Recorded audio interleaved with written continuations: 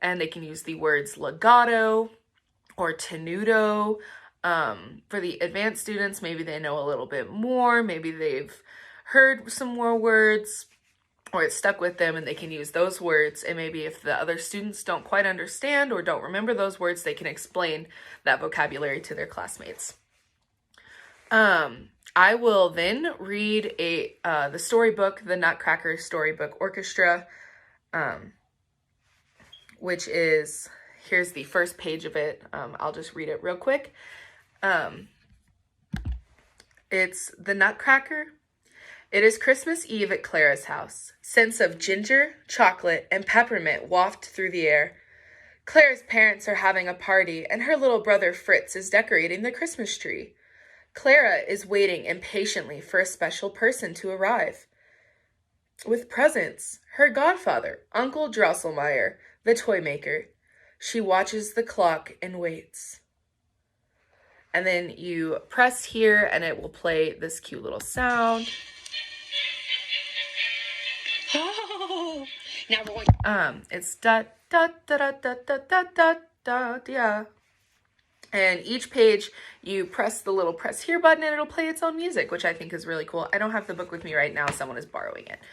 But it's a really cool book, and it's really cute. And so, as I'm reading this book, the students will recognize each theme. So if they hear the A theme or the B theme, the C, whatever theme they hear, they will use their pictures of the mind and draw what they visualize whenever they hear the section of that form. So when they hear da, dee, da, da, da, da, da, they can draw little mice tapping or bouncy balls because it's da, da, da, da, da, and it's their bouncing. Whatever they think of whenever they hear that section, that is what they will draw. And then the B section is da, da, da, da, da, da, da. Maybe they can draw a slide because it's going in a direction. It is up to them, whatever they feel like hearing. And once the story is over, then we will look at a simple song that I have written in a rondo form and show them how the A section looks all the same and then B, C are all different. And after that, I can give them their own worksheet so they can compose their own rhythm and sing it for the class. So, ta, ti, ti, ta, ta, ti, ti, ti, ti, ti, ti, ti, ti, ta, ti, ti, ta, ta, ti, ti, ta, ti, ti, ta, ta, ti, ti, ta, ta. That's A, B, A, C, A. And they can do that themselves, and they can sing it for the class.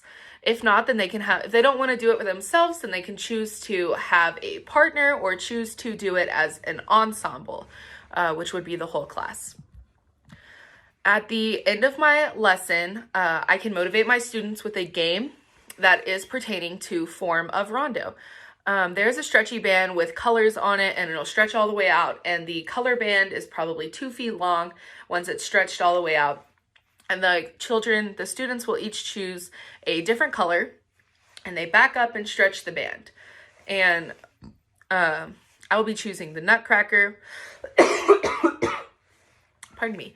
And they will march clockwise during the A section to the beat. So they will move their feet to the beat. So da da da da da da da da da da da da da. And so that helps with rhythm, that helps with keeping a steady beat, and that also helps with knowing where the A section begins and ends. And during the B and C sections, the students will stop and the teacher will say a color. The students who have the color that they're holding on to, so if I say purple, all of the students will raise up the stretchy band, and all of the students on purple will go across the circle and run in through the circle and find another purple bar that someone else has left. And then once the she'll do that, the teacher will do that a couple times until the B section is over. And then we will begin marching clockwise again whenever the A section happens. You can do that for the B and the C sections. And then you will go back into the clockwise march. And that would be the sum of my lesson. So for the materials I used was the Story Orchestra, the Nutcracker, Press the Note to Hear Tchaikovsky's Music by Katie Flint, a stretchy band, a simple version of the melody of the Nutcracker sheet music, I used a pencil and a piece of paper, and then I used sketch and label, photographs of the mind, and a concept map. Thank y'all. Have a great day.